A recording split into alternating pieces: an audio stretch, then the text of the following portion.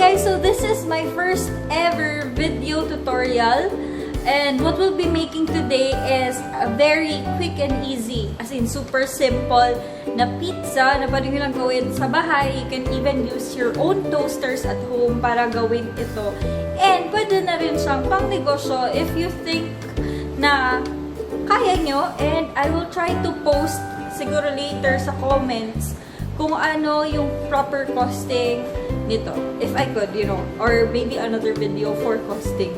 Pero for now, yun, na-focus natin is yung pizza making natin. Ham and cheese ang gagawin natin. Ang cheese naman na gagamitin ko is mozzarella. So, watch lang.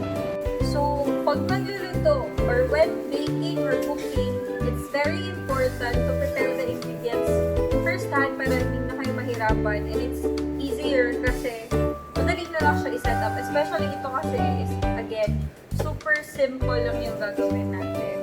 So, ang ginamit ko is ito, ready-made na siya. Ready-made na siya na pizza dough. Although I know how to make, pero yung at times like this, para quick and easy snack lang sa bahay, I'll be using anything. Ito, lahat ng ingredients na ito is just something you can buy agad, tapos you can mix lang, add up, and then toss it in the oven, and then good to go na siya. So, yan. Ito yung ginamit ko na pizza. So, dito sa Davao, sa mga grocery stocks, maraming ganito na ang formula. Meron din bigger one. Pero I'm using ito maliit. Siguro around 5 to 6 inches ang diameter. And then next, I will be using mozzarella. Kanyang pagka-grate actually is bigger. Ganito, parang ganito kalaki. Ito kalaki. Pero ginawa ko is nag-grate pa ako para mas smaller pa siya. So, this is mozzarella. And ham. Ayan. So, what I did was slice ako na parang cube form siya. So, para pantay siya, I started sa middle ng mag-slice niya. Sa middle. Saka na ako nag-divide. Para pantay. So, it's very important. Kasanayan ko na kasi na since raw pa siya, I had to separate. Hindi ko sila pinagsabay-sabay. Pwede naman. Pero after yun, ito ang aking choice. So, spaghetti. Ako, I'll be using Italian na spaghetti sauce kasi ito nga ang mahanap ko dahil sa pantry lang. So, lagyan ako. So, ayaw, mahilig ng pizza. Ito, very easy. Ang difference lang nito sa iba is, pwede ka lang gumamit ng quick melt. Ito para fresh siya. Gamitin namin mozzarella. So, very easy lang. Apply lang.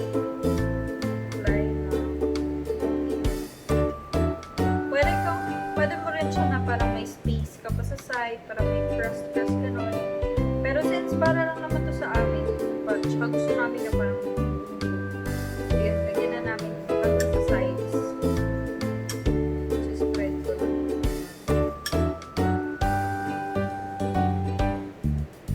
Actually, yung paglagay mo ng ingredients on top nito, depende na sa'yo kung ano pa. Pwede mo lagyan ng anchovies kung gusto mo, lagyan ng olives kung may olives kayo.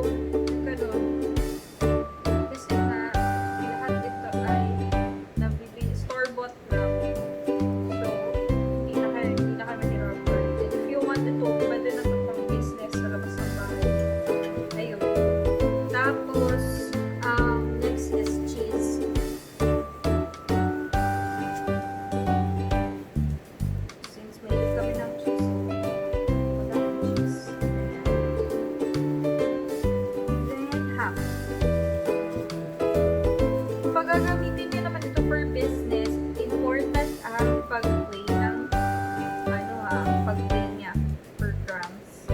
Kasi nahirapan kayong mag-cost, baka hindi na kayo sobrang dahil ng cheese niyo, tapos murang muna yung price niyo.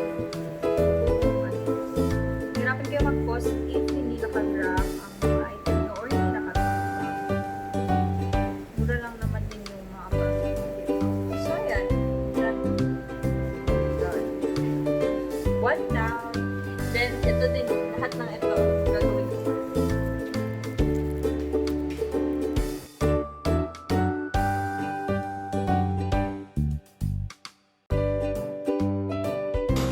So, since quick and easy video lang ito, ang gagamitin natin is yung smaller version na ating oven. Pwede rin kayong gumamit ng toaster kung anong available sa bahay niyo na oven. Ayan.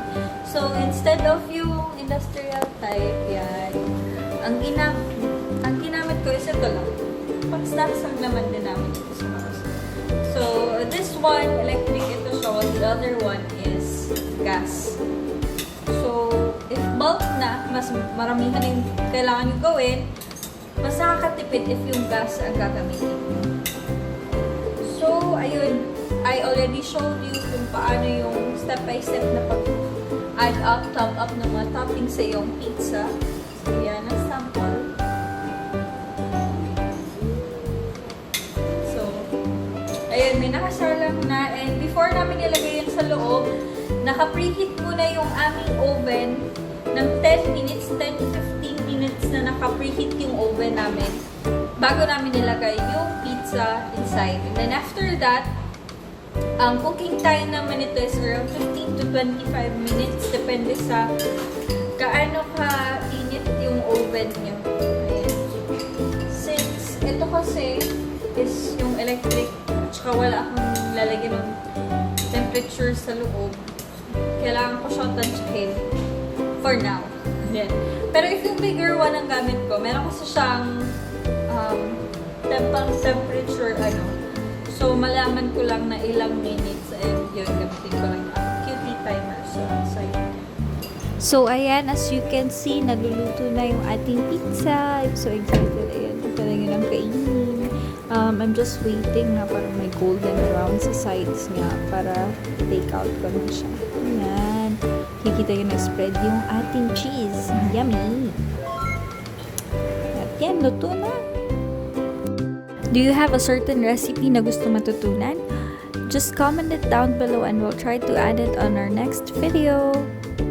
Like and subscribe!